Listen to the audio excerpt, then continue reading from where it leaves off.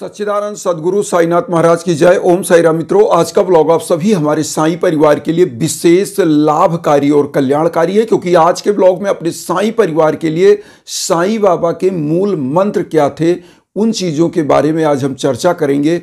अगर आप साईं बाबा के मूल मंत्र को समझ जाते हैं तो आपके जीवन की समस्त समस्याओं का अंत हो जाता है और आपकी समस्त अभिलाषाएं पूरी हो जाती हैं। ऐसी मान्यता है कि साईं बाबा ने कोई अपना मंच बना करके कोई उपदेश नहीं दिया, लेकिन उन्होंने अपनी लीलाओं से, अपने व्यक्तित्व से, अपने कृतित्व से उन्होंने बहुत सारा मैसेज हम लोगों के लिए छोड़ा है। आज उन्हीं मैसेज, उन्हीं मूल मंत्र को हम आज आप लोगों के सम्मुख बताना चाहते हैं और स्वयं ग्रहण करना चाहते हैं और चाहते हैं आप भी ग्रहण करें, जिससे जीवन की समस्त भव बाधाएं दूर हों। और ऐसी मान्यता है कि इस कलयुग में सबसे बड़ा आधार कोई है तो लिखा गया है, कलयुग का है नाम आधारा, सुमिर सुमिर नर उतरि पारा। तो गुरु जो है, उनकी लीलाएं, उनका मैसेज हमारे लिए क्या है। हम लोग साईं सच्चरित्र पढ़ते हैं, लेकिन पढ़ने के बाद कहीं जैसे किताबी चीज़ें हमने पढ़ा और बाद में हम उसको विस्मृत हो गए।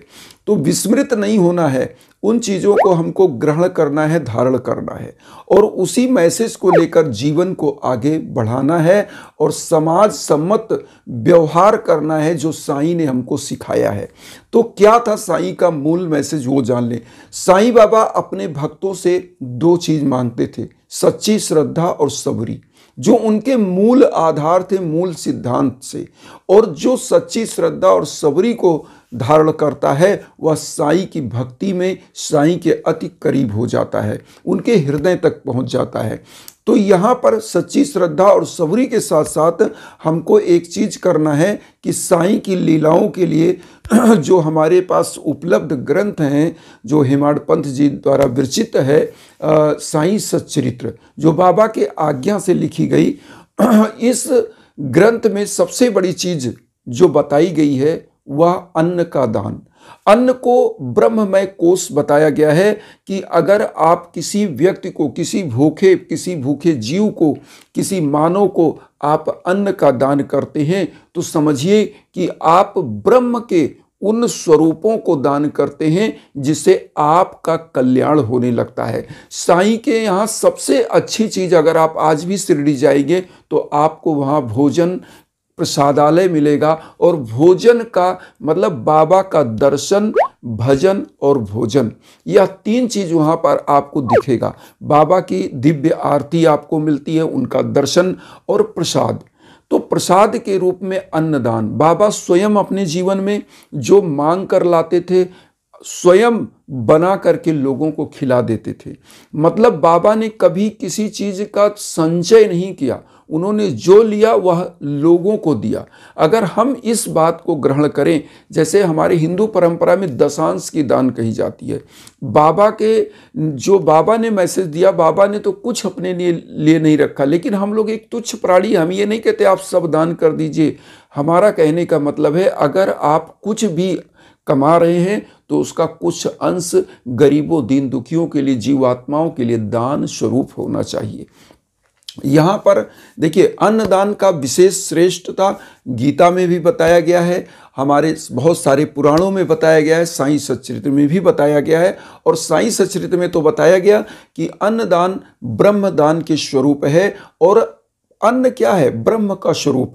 जब तक जीव जीता है, अगर अन्न को ग्रहण करता है तभी यह बॉडी चलायमान होती है। वो ब्रह्म जो आपके अंदर है, जिसको हम लोग महसूस कर सकते हैं, देख नहीं सकते, क्योंकि ऐसा लिखा गया है, गोस्वामी तुलसीदास जी ने लिखा है कि विनुपद चले सुने विनुकाना, कर बिन कर्म करे विधिनाना, आनन रहित सकल रस भोगी, विन वाणी वक्ता बड़जोगी। ईश्वर क्या है? जो बिना हाथ पांव के चलता है, बिना जीवा के समस्त रसों का स्वादन करता है, बिना कानों के श्रवण करता है, बिना मुंह के सबसे बड़ा वक्ता है। तो ईश्वर अर्थात क्या है कि वह चराचर जगत में व्याप्त है, उसका अनुभव आप कर सकते हैं लेकिन देख नहीं सकते। तो यहाँ पर सबसे बड़ा अन्नदान, क्योंकि अन्न क्या है, इस ब्रह्म जो हमारे अंदर वह आत्मा है उसकी गतिविधियों को, इस शरीर को चलायमान करता है, इसलिए वह ब्रह्म का स्वरूप है। और मरने के बाद भी जीव कहाँ चला जाता है, उसी ब्रह्म में समाहित हो जाता है। तो अन्नदान करने से आपके समस्त भौतिक जो ताप हैं उनका जो है अंत होता है और आपके यहाँ सुख समृद्धि का आगमन होता है। आपके मतलब भौतिक दैहिक किसी भी प्रकार का दुख चल रहा है तो वह दूर होता है और बाबा की कृपा बनती है। सबसे बड़ा चीज़ है हमारे सद्गुरु की कृपा बनती है, क्योंकि हमारे सद्गुरु ने सबसे बड़ा मैसेज यही दिया है कि उदर की पूर्ति करो समस्त जीवों के लिए। अगर आप कमा रहे हैं तो आपको बाबा का सबसे बड़ा चीज़ क्या है, भंडारा करना। आप उनके व्रत रहते हैं, उनके लिए कुछ भी कर रहे हैं, उनकी कथा कर रहे हैं, उनका साईं सचित पढ़ रहे हैं, तो कुछ गरीबों को अन्नदान करिए और समय समय पर जो आप कमा रहे हैं उसमें से कुछ अंश दान करिए। ये बाबा का सबसे बड़ा मूल मंत्र है। बाबा ने करुणा, प्रेम, दया इन भावनाओं का जो है प्रचार प्रसार किया। यहाँ पर एक चीज़ और कहेंगे, बहुत सारे लोग यह कहते हैं कि गुरुदेव हमारी मनोकामनाएं नहीं पूरी हो रही है, बाबा हमारा सुन नहीं रहे। बाबा सब कुछ सुन रहे हैं, लेकिन उचित समय पर उचित चीज़ आपको देते हैं। जैसे एक माँ से कोई बच्चा जिद करता है कि मुझे यह चीज़ चाहिए, लेकिन माँ उसको उचित समय पर ही वह चीज़ देती है जब वह जानती है कि अब इसको देने से इसका कोई अहित नहीं होगा। इसी प्रकार से बाबा आपकी हर चीज़ों को सुन रहे हैं, जान रहे हैं, लेकिन वह उचित समय आने पर आपको वह चीज़ देते हैं। तो हम उनकी संतान की तरह हम जिद जरूर करते हैं, लेकिन तत्काल वह जब नहीं पूरी होती तो हम टूटने लगते हैं। लेकिन यही सबसे बड़ी निगेटिव पॉइंट है कि टूटना नहीं चाहिए। आप सच्ची श्रद्धा से लगिए और सच्ची श्रद्धा से जब सेवा में लगते हैं, गरीबों दीन दुखियों के लिए कार्य करते हैं, तो बाबा आपके लिए कार्य करते हैं। ये समझ कर चलने की ज़रूरत है। बहुत सारे लोग क्या होता है, वह सोचते हैं हमने तो बाबा का नाम जप कर लिया, मुझे मिला नहीं। तो ऐसे कुछ नहीं होता। जब आप लालच मन में रख करके कोई चीज़ मांगते हैं तो मिलता नहीं है। देखिए लिखा है ना, बिन मांगे मोती मिले, मांगे मिले न चून। तो बिना मांगे आपको मोती मिल सकता है, मांगने पर कुछ नहीं मिलता। इसलिए लालच, लोभ, यह त्याग करना है। लोभस्य मोहस्य पापस्य कारणात्, लोभ मोह ही पाप का कारण बन जाता है। तो यहाँ पर आप समर्थवान नहीं है, समर्थवान वह परम पिता परमेश्वर है, वह सद्गुरु है, जिनकी शिक्षाएं, जिनका ज्ञान लेकर आप इस भौतिक सागर को, जो यह कलयुग है, इसकी भवसागर को आप पार कर सकते हैं और आपके समस्त संताप, समस्त प्रकार के कष्ट दूर होने लगते हैं। यहाँ पर एक चीज़ और कहेंगे, बहुत सारे लोग पूछते हैं जो कि मनोकामनाएं नहीं पूरी हो रही, तो क्यों नहीं पूरी हो रही। यहाँ ध्यान दीजिएगा, सच्ची श्रद्धा और सबरी, ये मूल मंत्र आप ध्यान कर रख करके करिए। और बाबा का कोई भी एक नाम जप, आप चाहे ओम साई राम, ओम श्री साई नाथाय नमः, ओम साई नमो नमः, शिरडी साई नमो नमः, सदगुरु साई नमो नमः, जय जय साई नमो नमः, ऐसा भी आप गान करके आप बाबा का नाम स्मरण कर सकते हैं। बाबा का सबसे बड़ा जो मूल मंत्र है, महामंत्र है, वह साई गायत्री महामंत्र, ओम शिरडी वासाय विद्महे सच्चिदानंदाय धीमहि तन्नो साई प्रचोदयात्, इसका भी जप कर सकते हैं। जो भी आपको मंत्र मिल जाए, जो आपको ईजी लगे, जो आपको सुगम लगे, उस मंत्र का जप करिए। क्योंकि जब आप नाम स्मरण करते हैं, देखिए सबसे बड़ा चीज़ आप यहाँ ध्यान दीजिएगा, जिस प्रकार से टेलीफोन आप पहले करते थे उसके आगे कोड लगता था, भगवान का नाम क्या, एक कोड है। और वह कोड क्या है, आप संक्षिप्त चीज़ों को जब बोलते हैं तो इसका मतलब उस कोड में बृहद चीज़ें भरी हुई हैं, उसका जब व्याख्या करते हैं तो उसका विस्तार हो जाता है। तो कहने का मतलब है कि नाम जप इस कलयुग की नवधा भक्ति का एक बहुत बड़ा स्वरूप है और नाम जप से ही आप कृतार्थ हो सकते हैं, आपकी मनोकामनाएं पूर्ण हो सकती हैं। अगर आपकी मनोकामनाएं कुछ ऐसी हैं, क्योंकि हम लोग एक तुच्छ प्राणी हैं, एक सामाजिक प्राणी है, एक गृहस्थ जीवन है, तो कहीं ना कहीं हमारे पत्नी है, बच्चे हैं, हम मोह माया में होते हैं, जरूर मांगते हैं और बाबा उन चीज़ों को सुनते भी हैं। तो आप अपने संकल्प के साथ बाबा के मंत्रों का जप करिए, साईं सचरित्र का पाठ करिए, समय समय पर भोजन दान, फल दान, ऐसी चीज़ें करते रहना चाहिए। यहाँ पर एक चीज़ और कहेंगे, अन्न दान श्रेष्ठ दान है।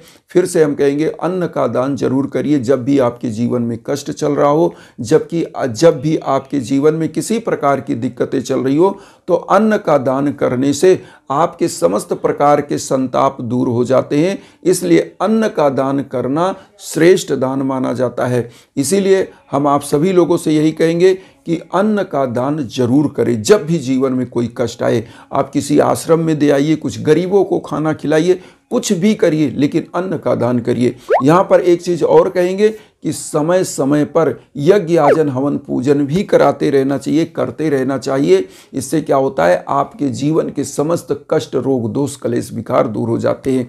आज इसी प्रकार का हम एक आप लोगों को कहानी बताना चाहते हैं। हमारे एक बहुत ही अच्छे परिवार की शिष्या, जिनके बेटी को संतान नहीं हो रही थी, प्रभु की कृपा हुई और बाबा की कृपा से उनको बेटी संतान हुई है। उनकी बेटी को पुत्री रत्न की प्राप्ति हुई है और काफ़ी समय से वह बहुत परेशान थे। तो बाबा की ही कृपा है। इसीलिए हम आप लोगों को इंस्टाग्राम का लिंक देते हैं वीडियो के बीच बीच में। कहीं भटकने की ज़रूरत नहीं, आप हमारे इंस्टाग्राम पर आइए। कोई आपको जानकारी चाहिए बाबा से, पूजा से संबंधित, या यज्ञ आजन आप कराना चाहते हैं अपने नाम गोत्र पर संकल्प करा करके, तो वहाँ पर आपके नाम गोत्र पर संकल्प होकर के यज्ञ आजन हवन पूजन होता है। और निश्चित रूप से आप विश्व के कोने कोने में कहीं हो, वह ऊर्जा आप तक पहुंचती है और आपका कल्याण होता है। तो यहाँ पर सबसे बड़ी चीज़ सच्ची श्रद्धा और सबरी, क्योंकि विश्वासम फलत सर्वदा। विश्वास है तो फल है, विश्वास नहीं है तो किसी भी पूजा का, किसी भी चीज़ का कोई फल नहीं है। इसलिए विश्वास के साथ, सच्ची निष्ठा के साथ बाबा की पूजा में लगिए, यज्ञाजन हवन कराइए, निश्चित रूप से आपका कल्याण होगा। इन्हीं भावनाओं के साथ एक चीज़ कहेंगे कि वसुधैव कुटुंबकम की जो भावना हम लेकर चलें, उसमें आप सभी लोग चैनल को सब्सक्राइब करके हमें भी अपना परिवार बनाइए। उन साई भक्तों तक वीडियो को जरूर शेयर करिए जो किन्हीं कारणों से कष्ट में, दुख में। इसी भावना के साथ ओम साई राम।